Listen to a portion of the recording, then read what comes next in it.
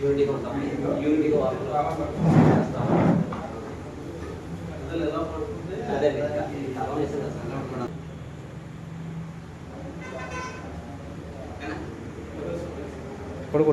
వర్షం వచ్చే ముందు ఆకాశంలో చూస్తాం. వర్షం వచ్చే ముందు సౌండ్ తర్వాత అంటే ఉరుముల తర్వాత మెరుపు వస్తుంది.